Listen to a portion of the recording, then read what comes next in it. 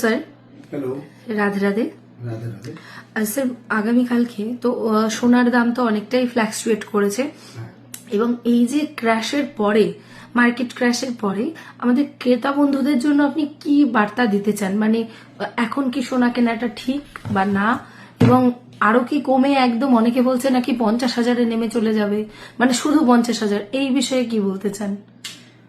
দেখুন, একদম স্ট্রেট কাট যেটা আমরা বিভিন্ন রিসার্চ থেকে বা বিভিন্ন আপস এন্ড ডাউনের মধ্যে দিয়ে যে সমস্ত জায়গাগুলোকে লক্ষ্য করা যায়, অ্যাকচুয়ালি গোল্ড মার্কেট টোটালি নির্ভর করে হচ্ছে ওয়ার্ল্ড মার্কেটের উপরে এবং বাইরের। আমরা আমাদের নিজেদের আশেপাশের অন্যান্য অনেক খবর তো রাখি, কিন্তু আমরা ইন্টারন্যাশনাল লেভেলের গোল্ড মার্কেট বা শুধু গোল্ড নয়, গোল্ডের সঙ্গে সঙ্গে ডলারের বিরাট বড় সম্পর্ক রয়েছে এবং প্রত্যেকটা দেশের অর্থনৈতিক পরিস্থিতির উপরে বিশাল বড় নিয়ন্ত্রণ রাখে কিন্তু এই সোনা, যেটাকে আমরা অনেকেই খুব ইজিলি বাড়িতে ব্যবহারের জন্য কাজে লাগাই, কিন্তু ব্যবহারের পাশাপাশি এটা যে একটা এত বড় ক্ষমতাধারী একটা বস্তু বা একটা মেটাল, এইটা কিন্তু আমরা সত্যি বুঝতে পারি না। তো আবার একটা বড় নিউজ আপনাদেরকে দিতে চলেছি, আপনারা ভিডিওটা শেষ অবধি দেখলে বুঝতে পারবেন যে কি দুর্দান্ত আপনাদের এটাতে আমি আশা করছি অনেক বেনিফিট হবে।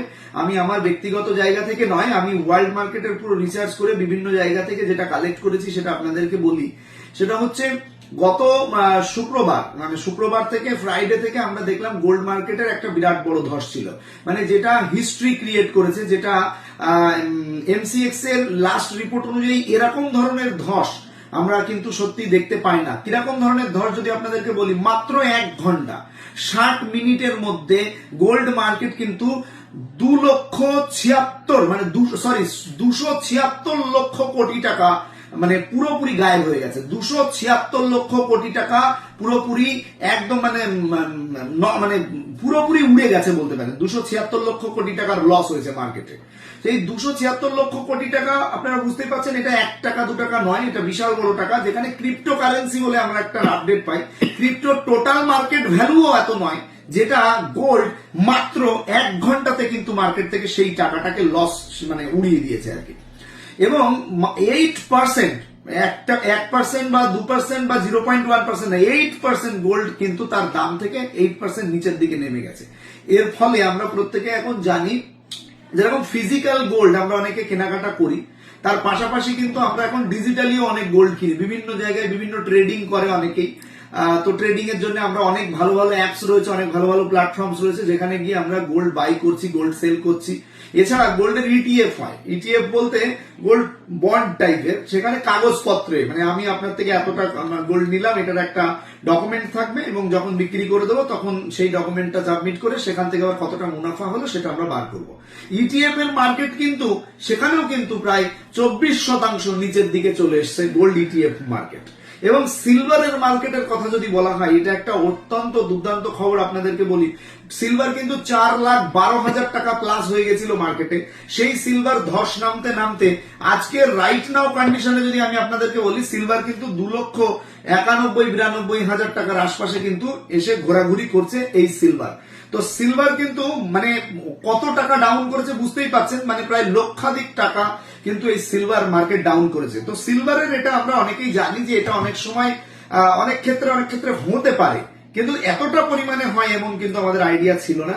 কিন্তু গোল্ড কিন্তু আরো বেশি বেশি পরিমাণে কিন্তু আপনার আগের তুলনায় ক্র্যাশ হয়েছে এবছর আমরা দেখতে পেয়েছি যেটা। তবে আমি লাস্ট ইনফরমেশন একটাই জিনিস দিতে চাই আপনাদেরকে, এটা কিন্তু ক্রেতাদের জন্য একটা ভালো সুযোগ, আগেও বলেছি এখনো বারবার তাই একই কথা বলছি এবং ওয়ার্ল্ড মার্কেট সে কথাই বলছে। যারা ক্রেতারা রয়েছেন তারা কিন্তু গোল্ড যারা বাই করবেন ভাবছেন, সামনে যাদের ভাবছেন যে আমার কোনো বিয়ের সিজন বা অন্যান্য কোনো কিছু রয়েছে বিভিন্ন ক্ষেত্রে কিনতে হবে, তারা কিন্তু ইমিডিয়েট গোল্ড ক্রয় করা শুরু করুন। তার কারণ গোল্ড কিন্তু আবার আমাদের এই আগামীকাল বাজেট আছে, বাজেটের পরে কি পরিস্থিতি আসে সেটা আমরা সবাই দেখতে পাবো এবং পরবর্তীতে ধীরে ধীরে কিন্তু এটা একটা মানে আরো একটা তথ্য আপনাদেরকে এখানে শেয়ার করি, আমার মনে পড়ে গেল। সেটা হচ্ছে ডলারের মজবুতি মার্কেটে অনেক পড়ে গেছিল, মানে ডলারের বিনিয়োগ হচ্ছিল না। ডলার কিন্তু মার্কেট থেকে মানে ধীরে ধীরে যারা ডলারে বিনিয়োগ করছিল তারা সেদিক থেকে মুখ ফিরিয়ে নিচ্ছিল।